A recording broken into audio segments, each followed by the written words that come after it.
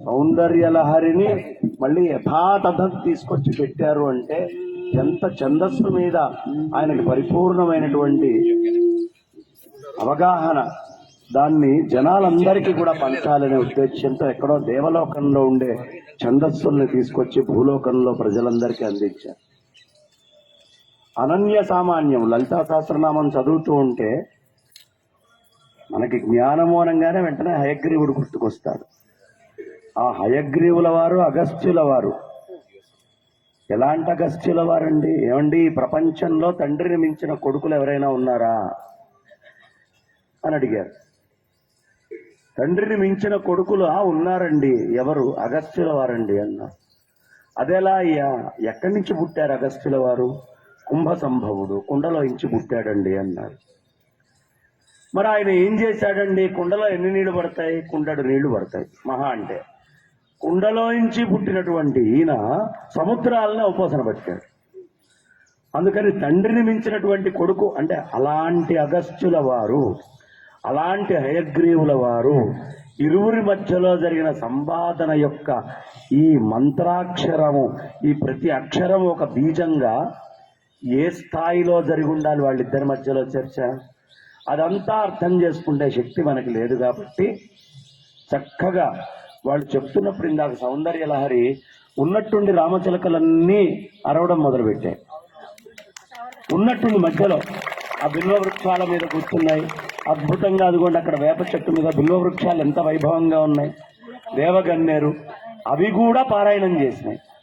మధ్యలో వచ్చి ఆశ్చర్యం వేసింది. ఆ చిలకల వైపు ఒక్కసారి అలా చూస్తూ ఉంటే ఆ చిలకల గొంతు ఎలా ఉందయ్యా అంటే, ఇక్కడ పాడేటటువంటి వాళ్ళ గొంతు నుంచి మేము నేర్చుకుంటున్నాం, ప్రాక్టీస్ చేస్తున్నాం అన్నట్టుగా పలికినాయి అక్కడ చిలకలు.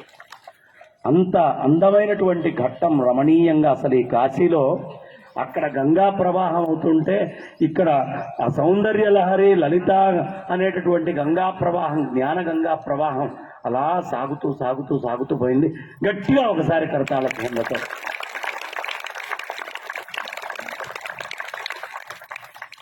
అనంత లక్ష్మమ్మ గారి వాయిసు, నిట్టల కిరణ్మయ్య గారి వాయిసు, ఈ ఇద్దరివి ఎంత కరెక్ట్గా ఇక్కడ పైన కూర్చొని సింక్రనైజ్ అయినాయి అంటే రెండు రకాలుగా మార్దవం బయటకు వచ్చింది. ఎంత బాగుంది అంటే అసలు ఇద్దరిది రెండు రకాలైనటువంటి డిఫరెంట్ వాయిస్లమ్మ.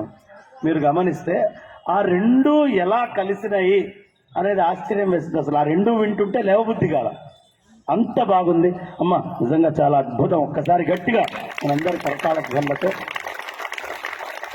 చేస్తూ మా కుప్పా శ్రీనివాస్ శాస్త్రి గారు 2 నిమిషాలు 2 మాటలు చెప్పంగానే మనం అందరం కూడా అద్భుతమైనటువంటి శంకరుల కీర్తన భజరే లోకగురం వారణాసి భవాని.